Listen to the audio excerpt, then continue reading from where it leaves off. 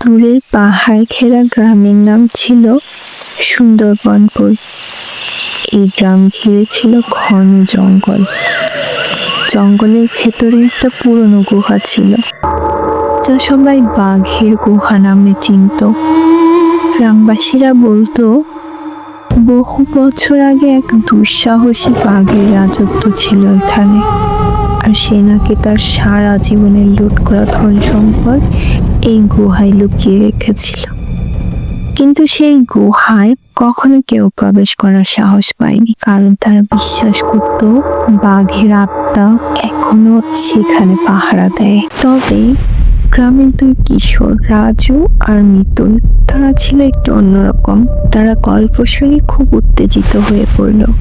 মিতুল বলল, রাজু চল একদিন গুহাটায় ঢুকেই দেখি, হয়তো আমরা গুপ্তধন খুঁজে পেতে পারি। রাজু প্রথমে ভয় পেলেও পরে রাজি হয়ে গেল।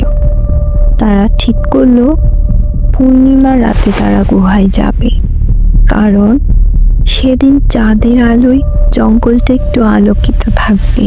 মিতুল বলল, গুহার ভেতরে হয়তো অনেক সাপ ব্যাঙ আছে, সাবধানে চলতে হবে।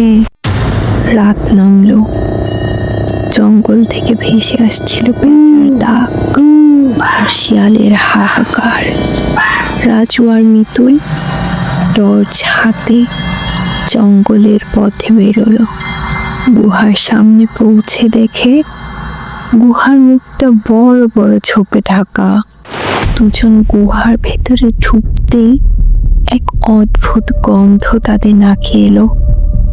গুহার ভেতরটা ছিল শীতল আর অন্ধকার। হঠাৎ মিতুল টর্চের আলোতে দেয়ালের দিকে লক্ষ্য করলো। দেখে বলল, দেয়ালে কিছু আঁকা রয়েছে, এটা কি? বাঘের ছায়া মূর্তি আর একটা তীর চিহ্ন।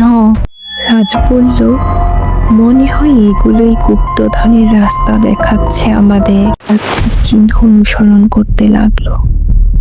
কিছু দূর যেতেই হঠাৎ পেছন থেকে গর্জনের মতো আওয়াজ এলো।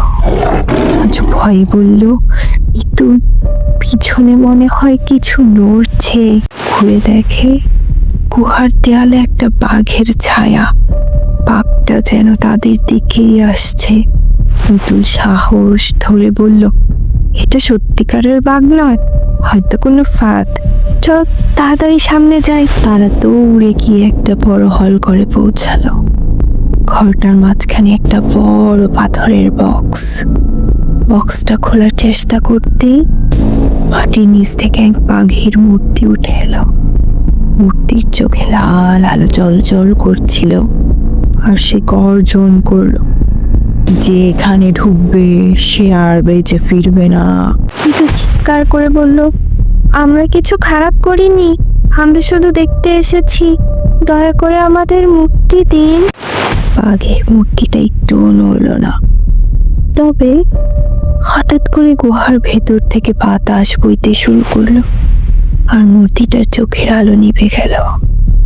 আজ সাহস করে বক্সটা খুলে দেখে ভেতরে অনেক সোনা, মুদ্রা, গহনা আর মূল্যবান অনেক পাথর। বলল, এটাই সেই গুপ্তধন, আমরা পেয়ে গেছি রাজু। তারা খুশি হলেও বুঝতে পারলো এই ধন সম্পদ পুরো গ্রামের সম্পদ। তাই তারা ধন সম্পদগুলো গ্রামের যে প্রধান ছিল তাকে বুঝিয়ে দিল। সেই ধন সম্পদ দিয়ে গ্রামে একটা বড় পাঠশালা আর একটা হসপিটাল তৈরি করা হলো। সেই রাতের গুহার গল্প সবাই শুনল, কিন্তু কেউ আর কখনো সেখানে ঢোকার সাহস করলো না।